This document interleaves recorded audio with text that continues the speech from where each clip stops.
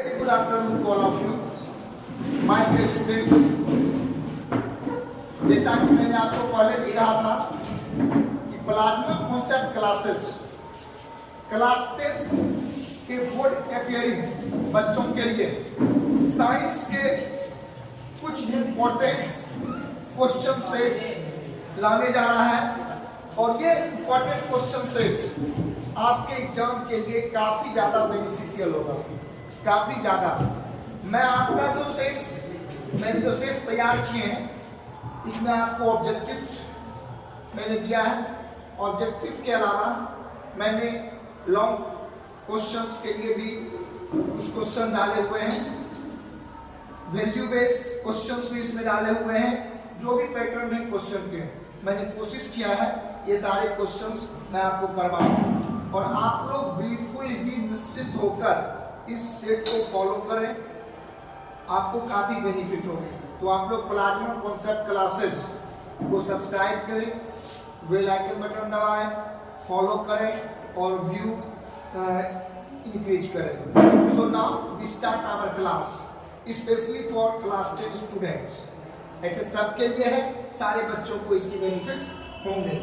तो मैंने आपको जो क्वेश्चंस मैंने अभी दिए हैं, लाइक फर्स्ट क्वेश्चन है चूज द करेक्ट आंसर।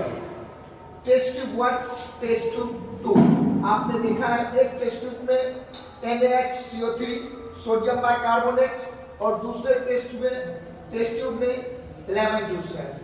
और introducing pH paper strip to both the test tubes. pH paper terms, तो pH पेपर में क्या इसका वैल्यू बनेगा, आप इस आंसर्स को बनाएं। आप इसका आंसर दें तब समझ में आएगा इसका आंसर क्या होगा। मैं आपको 30 सेकंड का टाइम देता हूं, मैं आपको 30 सेकंड का इसका टाइम दूंगा, फिर मैं आपको आंसर्स भी आपको कराते हुए चला जाऊंगा। तो आप इसका आंसर्स बता सकते हैं। काफी मेहनत के बाद ये सेट तैयार किया गया है। देखिए, तो इसका आंसर होगा सी। इस क्वेश्चन का आंसर होगा C. On introducing pH paper strip to both the test tube pH papers. आप देखिए NaHCO3 और lemon juice, pH paper turns blue in basic solution. आपको पता होगा कि NaHCO3 बेसिक सॉल्यूशन है और लेमन जूस एसिडिक सॉल्यूशन है। तो ये काफी इंपॉर्टेंट है, ये आपको ध्यान रखना पड़ेगा कि pH paper turns blue in basic solution. Basic solution में pH के साथ pH पेपर का क्या हो जाता है, वो ब्लू हो जाता है और एसिडिक सॉल्यूशन में वो क्या हो जाता है, रेड। काफी इंपॉर्टेंट है, इसे आपको ध्यान रखना ही होगा। I again repeat, pH paper basic solution में हो जाएगा आपका ब्लू और एसिडिक सॉल्यूशन में आपका हो जाएगा red. Second question is that which of the following ion concentration is shown in pH in basic solution. Basic solution में काफी आसान क्वेश्चन है, ये आप लोगों ने पढ़ा होगा। बेसिक सॉल्यूशन में क्या वैल्यू हो जाता है, which of the following ion concentration is shown by pH in basic solution. तो डियर इसका आंसर हो जाएगा सी। इसका आंसर हो जाएगा सी, H+। ये ध्यान रखना होगा आपको, इसका हो जाएगा H+। इसका आंसर हो जाएगा सी। नेक्स्ट क्वेश्चन है out of HCl and CH3COH। HCl hydrochloric acid, CH3COH ethanoic acid of same concentration the solution with the lower pH value is। तो इसका आंसर आप लोगों का क्या हो जाएगा, जल्दी से करते हैं। इसका आंसर हो जाएगा HCl। out of HCl and CH3COH the same concentration the solution which pH value किसका होना चाहिए, मैक्सिमम HCl सॉल्यूशन का, क्योंकि HCl क्या है, स्ट्रॉन्ग एसिड है ना, ये आपको पता होना चाहिए। इसका आंसर हो जाएगा HCl। Next question is a student has 4 samples. Listen carefully.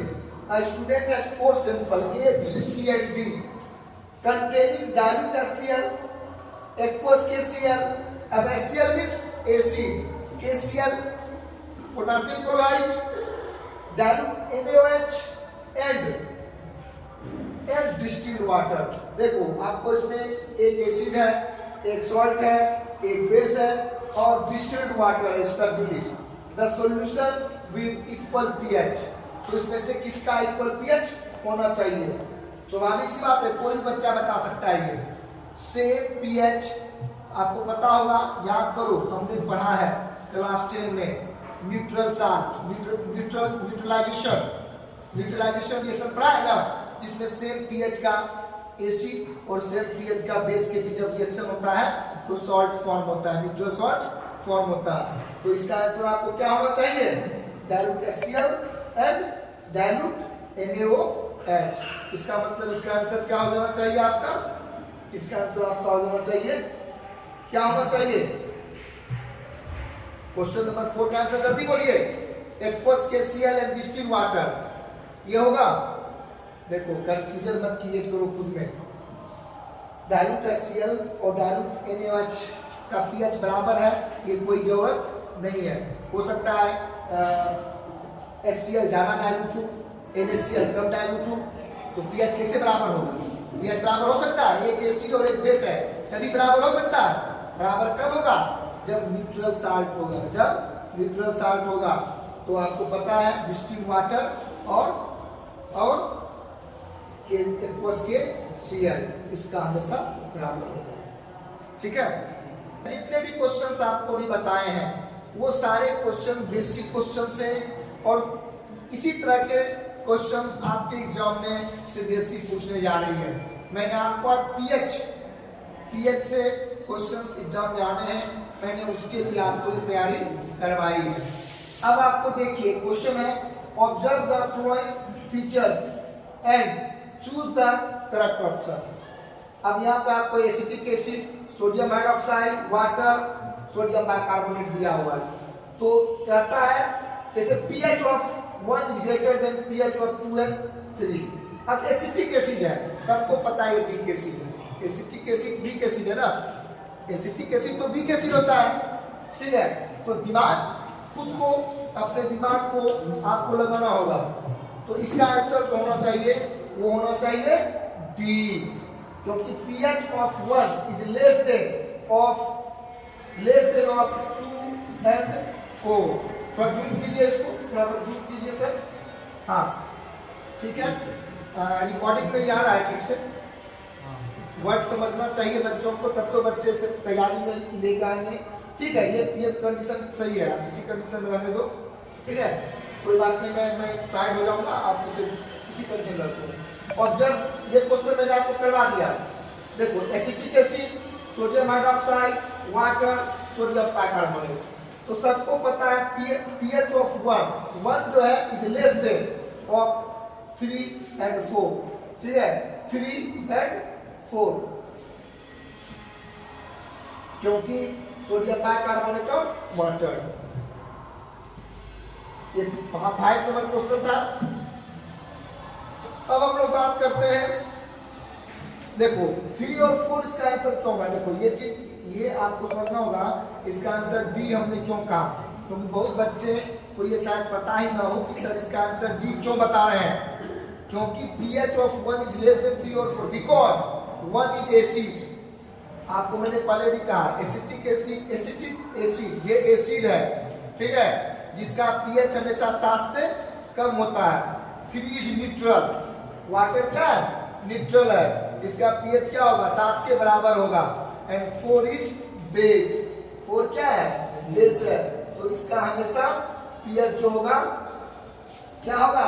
इसका pH हमेशा 7 से ज्यादा होगा। हालांकि 2 भी बेस है, सोडियम हाइड्रोक्साइड ये भी आपका बेस ही है, इसका भी 7 से ज्यादा ही होगा।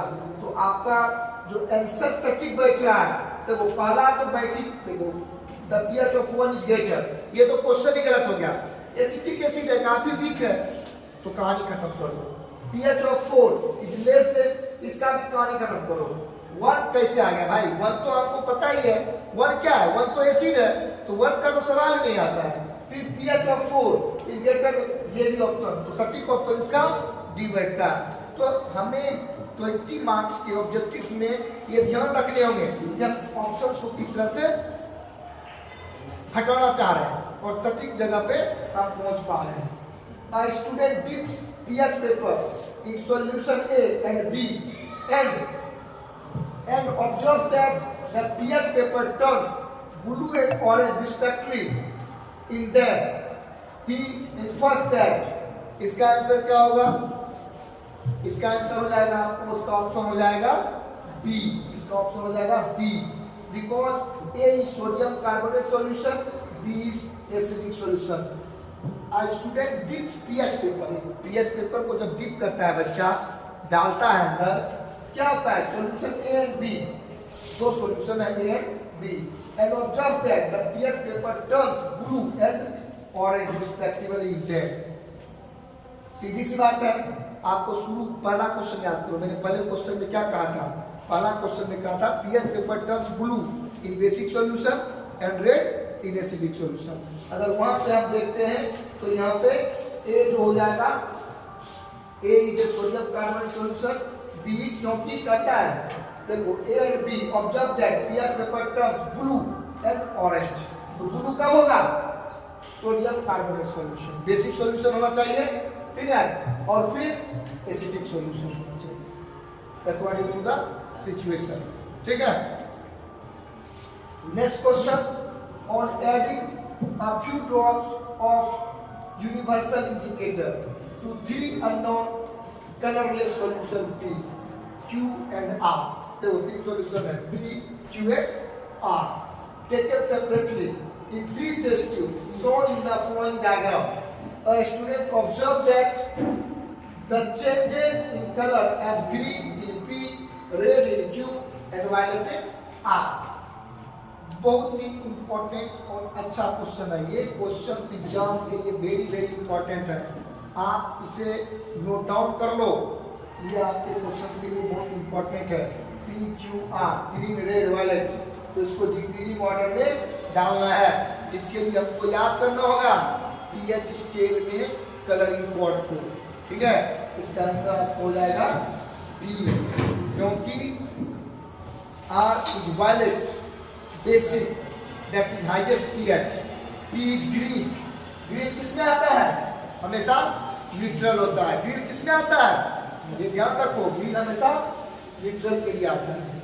पीएच का याद है ना कलर कोड, तो ग्रीन हमेशा न्यूट्रल के लिए आता है, ठीक है। और वायलेट हमेशा बेस के लिए आता है, वायलेट हमेशा बेस के लिए आता है, ठीक है।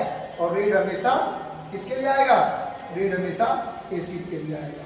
तो रेड जब भी होगा उसका पीएच वैल्यू 7 से कम होगा, और ग्रीन जब भी होगा उसका पीएच वैल्यू 7 के बराबर होगा, और वायलेट जब भी होगा उसका पीएच वैल्यू 7 से क्या होगा? ज्यादा होगा। तो सटीक आंसर देख लो, ठीक है। ये ध्यान रखना, ये सारी चीजें ध्यान रखना कि ग्रीन किसके लिए आता है, ग्रीन कलर किसके लिए आता है? न्यूट्रल के लिए। ग्रीन कलर किसके लिए आता है? न्यूट्रल के लिए। रेड कलर किसके लिए आता है? एसिड के लिए। और वायलेट कलर किसके लिए आता है?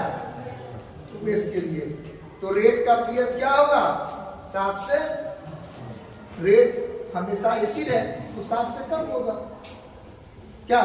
और वायलेट जो है वो वायलेट जो होता है वो बेसिक है तो 7 से ज्यादा होगा, ये ध्यान रखना होगा। नेक्स्ट क्वेश्चन है, 4 student were given 3 colourless liquid. 4 बच्चे हैं, colourless liquid A B C of water lemon juice, ठीक है, and a mixture of water and lemon juice separately. वाह क्या अच्छा क्वेश्चन है। देखो A B C of water lemon juice and a mixture of water and lemon juice respectively. After testing the liquid with pH paper, following sequences in color, change the pH paper were respond. बहुत ही आसान question है, कोई बच्चा इसका answer दे सकता है तो दो। बहुत ही आसान क्वेश्चन है। 4 बच्चा है जिसको 3 कलरलेस लिक्विड दिया गया, A B C of water lemon juice and mixture of water and lemon juice. After testing this liquid with pH papers flowing sequentially in color, what pH paper will reported. क्या वो lab में जब इसको करेगा तो किस तरह का इसका आंसर उसको आना चाहिए, आप बताइए, समझते हो? इसका आंसर आएगा सी, ग्रीन, रेड एंड रेड। क्यों आएगा? Because water is neutral. Water क्या है? न्यूट्रल है। वाटर क्या होता है? और न्यूट्रल में कैसा कलर आता है? न्यूट्रल का कलर क्या होता है? ग्रीन। मैंने आपको बताया था ना, वाटर न्यूट्रल है और वाटर न्यूट्रल है तो ग्रीन आएगा। अगर एसिड है तो वायलेट आएगा, सॉरी एसिड है तो रेड आएगा, बेस है तो वायलेट आएगा। ये चीज आपको ध्यान में रखना ही होगा। Water is neutral so pH paper becomes green, lemon juice is acidic so pH paper turns red. मैंने क्या कहा? और ये क्वेश्चन एक आएगा, गारंटी है। फिर से ध्यान रखो, न्यूट्रल का ग्रीन होता है, न्यूट्रल का ग्रीन होता है, एसिड का रेड होता है, बेस का वायलेट होता है। ये ध्यान रखना होगा। Lemon juice and water also turn pH red, क्योंकि लेमन जूस में क्या होता है? लेमन जूस में एसिड ही होता है जी। जब लेमन जूस में एसिड होता है तो बेस तो आएगा ही नहीं, इसीलिए वाटर में, इसीलिए इसका आंसर मैंने क्या कहा आपको? इसका आंसर मैंने कहा आपको सी, ग्रीन। वाटर में डालेगा तो ग्रीन, लेमन जूस में डालेगा तो रेड, और वाटर और लेमन जूस ये दोनों भी तो एसिड ही होगा, ठीक है, डाइल्यूट एसिड होगा, लेकिन होगा तो एसिड होगा, तो इसीलिए इसका आंसर रेड होगा। इस तरह के क्वेश्चन फिक्स है। 1 मार्क्स आप लेकर चलो कि फिक्स है, ठीक है, 1 मार्क्स आपके आने तय है। देखो ये क्वेश्चन बहुत ही मेहनत से मैंने तैयार किया, बहुत ज्यादा मेहनत मुझे इस क्वेश्चन के लिए करना पड़ा। इस तरह के क्वेश्चंस आते हैं, आपको समझना होगा। For student studies reaction of zinc and sodium carbonate, zinc and sodium carbonate, Zn plus NaCO3, क्योंकि जिंक की वैलेंसी कितनी होती है? +2, कार्बोनेट की CO3 की -2। आपको ये सब आना चाहिए। अभी एग्जाम के टाइम में इस तरह के क्वेश्चंस नहीं किए जाते हैं कि सर ये क्या बता रहे हैं, ZnCO3, जिंक का +2 आपने क्या बता दिया? जिंक का +2 मैंने ठीक बताया है, समझे? ये सब अभी नहीं है टाइम, हम पहले इस क्वेश्चन को डिस्कस करते हैं, फिर 9 वाले क्लास में जब हम वैलेंसी बताएंगे तब आपको सीखना होगा। लेकिन अभी तक का इस क्वेश्चन को ध्यान रखो, हो सकता है सेम क्वेश्चन आ जाए एग्जाम में, सेम क्वेश्चन भी एग्जाम में आ सकता है। तो यहाँ पे क्या है? For student study reaction of zinc and sodium carbonate with dilute hydrochloric acid and sodium hydroxide solution and presented their results as follows। यहाँ पे देखो दिया हुआ है, ये देखो इस तरह का रिजल्ट उन्होंने दिया है। HCl NOH HCl NOH HCl NOH, उसमें जिंक NO2 CO3। अच्छा, हमने जिंक कार्बोनेट बोला था, सॉरी यहाँ पे सोडियम कार्बोनेट है, कोई बात नहीं। क्वेश्चंस में सोडियम कार्बोनेट है, मैंने आपको जिंक कार्बोनेट बोल दिया था, कोई बात नहीं। जिंक कार्बोनेट का फॉर्मूला ZnCO3 होगा, लेकिन सोडियम कार्बोनेट का फॉर्मूला Na2CO3 होगा। क्यों? क्योंकि सोडियम का वैलेंसी प्लस होगा, ठीक है, कार्बोनेट तो -2 होता ही होता है। तो देखो इसका आंसर हो जाएगा सी। क्यों सी होगा? HCl, और देखो HCl liberates H2 gas when react with zinc, CO2 with Na2CO3। कहता है क्या क्वेश्चन था? जिंक एंड सोडियम कार्बोनेट, जब जिंक और सोडियम कार्बोनेट का रिएक्शन होगा। अब देखो यहाँ पे HCl जो है, इसका आंसर हम लोग क्या लगा देते हैं? इसका आंसर हो जाएगा हम लोगों का option correct set of observation is the student A. A इसका आंसर सही होगा। क्यों ये सही होगा? HCl liberate H2 gas when reacted with zinc। याद है डिस्प्लेसमेंट रिएक्शन, याद करो डिस्प्लेसमेंट रिएक्शन। जब जिंक HCl के साथ रिएक्शन करता है तो क्या होता है? जिंक क्लोराइड और हाइड्रोजन गैस रिलीज होता है। याद आया? याद करो, बहुत कम समय बचा है। ऐसे क्वेश्चंस के लिए दिमाग पे जोर डालना पड़ता है, इस तरह से नहीं होता है। उसके बाद फिर करता है react with zinc, CO2 gas with Na2CO3 Na2CO3 और जब NO2CO3 के साथ रिएक्शन करेगा तो क्या करेगा, CO2 गैस देगा। याद करो, जब कोई मेटल कार्बोनेट या बाइकार्बोनेट से रिएक्ट करता है, देखो ये क्वेश्चन कितना इंपॉर्टेंट है, ये क्वेश्चन कहां तक तुमको कितनी नॉलेज ढूंढ रहा है आपसे। जब कोई मेटल एसिड से रिएक्ट करता है तो हाइड्रोजन गैस रिलीज होता है, और जब कोई मेटल कार्बोनेट और बाइकार्बोनेट से रिएक्ट करता है तो कार्बन डाइऑक्साइड गैस रिलीज होता है। ये मैंने आपको पढ़ाया है, आपको याद रखना होगा ये चीजें आपको याद रखनी होगी। अभी उतना टाइम नहीं है, लेकिन ये तो आसान है। जब भी कोई मेटल एसिड से रिएक्ट करता है तो H2 गैस रिलीज होता है, साल्ट बनता है, और जब भी कोई मेटल कार्बोनेट या बाइकार्बोनेट से रिएक्ट करता है तो साल्ट और CO2 गैस रिलीज होता है। ये तो आसान सा चीज है, हम उसको याद कर लेंगे, ठीक है। तो Na2CO3 does not react with NOH। अब देखो NOH से क्या रिएक्शन Na2CO3 करेगा, नहीं करेगा। कैसे करेगा भाई, दोनों तो सेम फंक्शन में आ जाता है, ये दोनों रिएक्शन करेगा। मैंने क्या कहा, डिस्प्लेसमेंट रिएक्शन हो रहा है, ये भी तो याद रखना होगा। डिस्प्लेसमेंट रिएक्शन हो रहा है, आयंस चेंज करता है, हाई रिएक्टिव लो रिएक्टिव को चेंज करता है। अब यह NOH और Na2CO3 दोनों तो बेसिक नेचर का है, काहे रिएक्शन करेगा जी, ये रिएक्शन नहीं करेगा तो नहीं करेगा, कट लगा दिया है। बाकी देखो ये तो साफ खत्म हो जाता है, यहाँ ये तो भाई गलत किया आपने, क्योंकि सबको पता है मेटल एसिड से रिएक्शन करता है।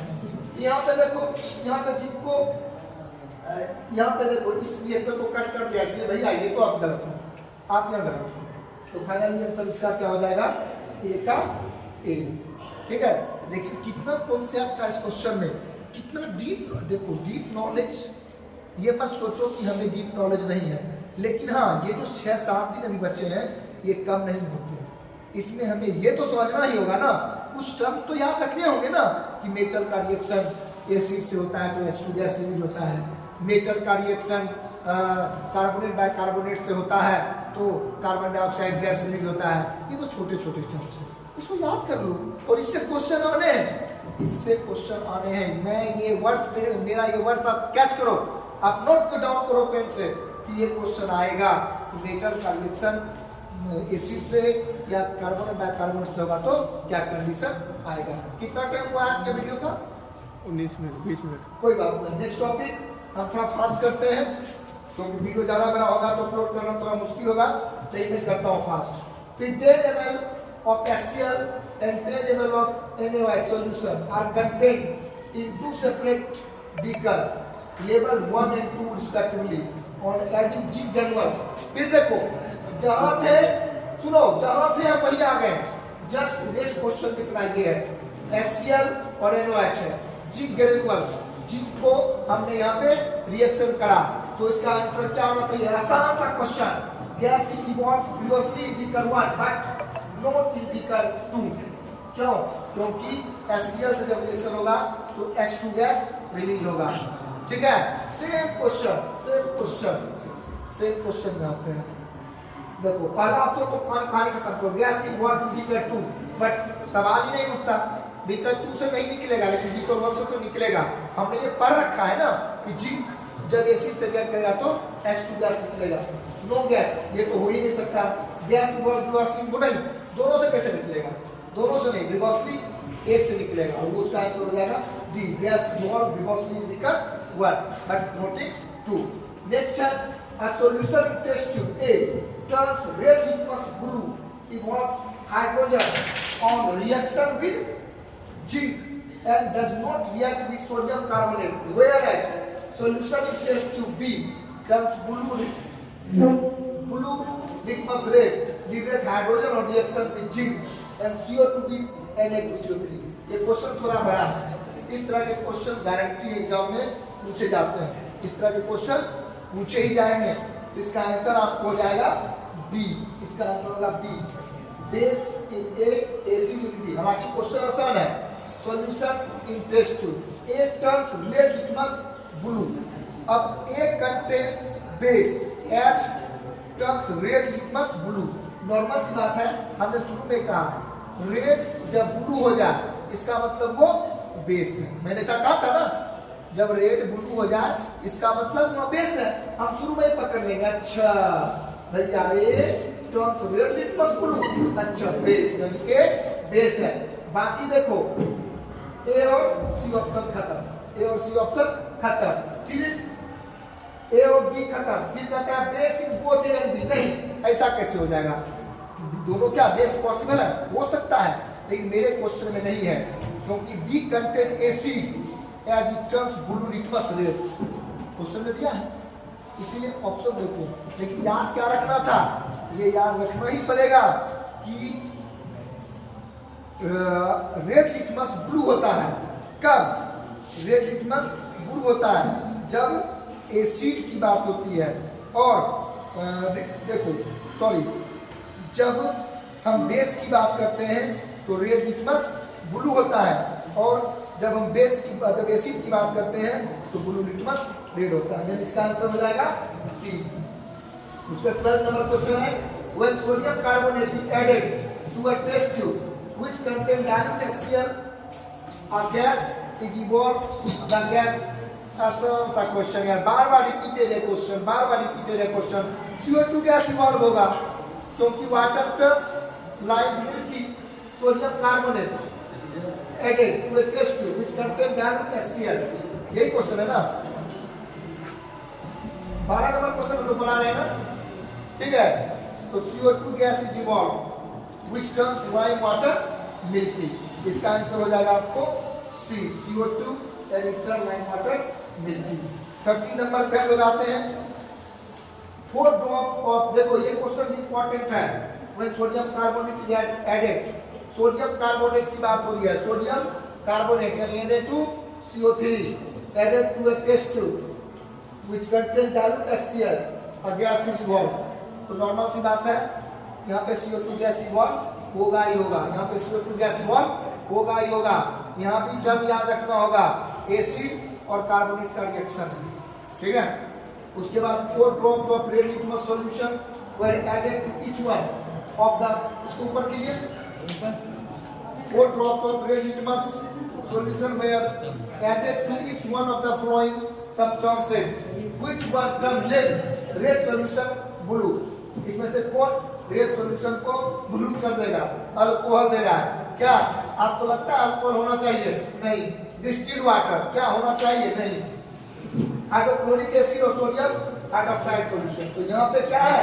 4 drops of red litmus solution added to each of the following substance which one turn red litmus blue. Red है तो ब्लू होगा, अभी तुरंत अगले क्वेश्चन में मैंने कहा जब रेड ब्लू होगा तो बेस होगा, तो उसमें आंसर क्या होना चाहिए? Sodium hydroxide solution. नेक्स्ट है, a teacher gives 2 test tubes, one containing water and another containing NaOH solution to the student and ask them to identify test tube containing NaOH। Simple सा भाई, simple सा है। Red litmus paper ले आना, red litmus paper ले आना, और litmus paper आप ले आइए। लिटमस पेपर जैसे ही लेके आइएगा तो इसका आंसर आपको पता हो जाएगा, रेड लिटमस, रेड लिटमस, क्योंकि रेड लिटमस ही ब्लू हो जाएगा ना, रेड लिटमस ही आपका ब्लू हो जाएगा। इसका आंसर क्या हो जाएगा? तो अब देखो इसमें हमने जो भी पढ़ा, 2 चीजें कंफर्म हुई। एक चीजें कंफर्म हुई एसिड बेस सॉल्ट, एक कंफर्म हुआ पीएच स्केल और मेटल का रिएक्शन एसिड के साथ, मेटल का रिएक्शन बेस के साथ या कार्बोनेट के साथ, बाइकार्बोनेट के साथ, ये सारी चीजें यहाँ पे हमारा क्लियर हुआ। तो आपको फोकस करना होगा, ये टॉपिक आपको 5 नंबर 4-5 नंबर तो देगा, ये टॉपिक आपको 4-5 नंबर देगा। ये बहुत मेहनत से मैंने टॉपिक तैयार किया था। फिर देखो कुछ क्वेश्चंस यहाँ पे मैंने ऑब्जेक्टिव टाइप के भी तैयार किया आपके लिए। A solution X gives orange color in a drop of universal indicator which added to it on the other hand other solution Y gives bluish green color when a drop of universal indicator is added. What type of solution X and Y? Same question है, hydrochloric acid is a strong acid, weak acidic acid is a weak acid. Why? What is an acid base indicator? Give an example. ये भी आपको आसान सा question है। How can pH of solution determine? ये भी आपको मैंने बताया। What are acid? मैंने ये भी बताया, एसिड के दो कैरेक्टरिस्टिक लिखो। इंपॉर्टेंट क्वेश्चन है। Give any 2 points of difference between an acid and base, ये भी इंपॉर्टेंट है। What are base, what is इसका सॉल्यूशन, तो ये सारे क्वेश्चंस आपके लिए काफी इंपॉर्टेंट है। ऊपर कीजिए, देखिए मैंने आपके लिए आंसर्स भी तैयार किए हैं, और ऊपर कीजिए, ये आंसर्स मैंने ऑलरेडी डिस्कस कर दिए हैं। आप इस आंसर्स को देख सकते हैं तरीके से, आपके YouTube चैनल को आप वहां पे देखेंगे तो आपको ये आंसर्स क्लियरली दिखेंगे। नेक्स्ट कीजिए,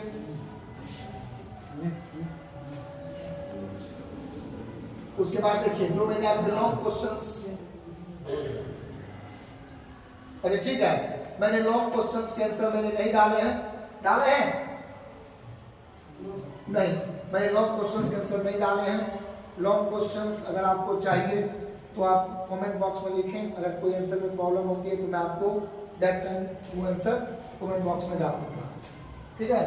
तो आप लोग ये चैप्टर करें, इसमें हमने एक और सेट तैयार किया था, अगर आप थोड़ा सा टाइम दें तो हम उस सेट्स को भी देख सकते हैं, अदरवाइज हम कोई बात नहीं क्लासेस कल डालेंगे। यहाँ से देखिए कोई प्रॉब्लम हो, मेरा नंबर है 9122490641, आप कॉल भी कर सकते हैं, मैसेज कर सकते हैं, व्हाट्सएप कर सकते हैं, इंस्टाग्राम पे जा सकते हैं, कहीं भी आप मैसेज करें, मैं आपके लिए प्रिपेयर रहूँगा, आपको इसका आंसर दूंगा। धन्यवाद।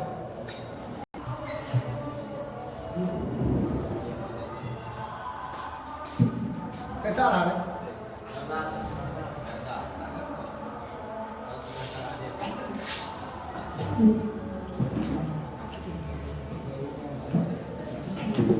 इसको स्लोली जाने दीजिए, देखिए स्लोली है। जैसे pH of solution can be determined by 2 methods, 2 method से pH सॉल्यूशन देख सकते हैं, by using universal indicator, by using pH meter. pH meter याद करो, मैंने अभी जस्ट कहा है, कलर, अगर न्यूट्रल है तो ग्रीन, अगर एसिड है तो रेड, बेस है तो वायलेट, याद है ना। यूनिवर्सल इंडिकेटर के हिसाब से एसिड के कैरेक्टरिस्टिक्स, एसिड जो होता है सॉल्ट इंटरेस्ट होता है, acid turn blue litmus to red and base turn red litmus to blue. ये क्वेश्चन आसान है, और बच्चे ऊपर कीजिए, इसको ऊपर कीजिए, देखिए जैसे यहाँ पे देखिए, अब base sodium hydroxide react with zinc to liberate hydrogen gas along with the formation of sodium zincate. बहुत इंपॉर्टेंट रिएक्शन है। सोडियम हाइड्रोक्साइड जब जिंक से रिएक्ट करेगा तो सोडियम जिंकेट होगा। ये क्वेश्चन वेरी वेरी इंपॉर्टेंट लेकर चलो बच्चे, वेरी वेरी इंपॉर्टेंट, ये क्वेश्चन आने वाला है, ये क्वेश्चन एग्जाम में आने वाला है। सोडियम हाइड्रोक्साइड और जिंक के रिएक्शन से सोडियम जिंकेट और हाइड्रोजन गैस बनेगा, और आपको एग्जाम में फंसाएगा भी बंदा।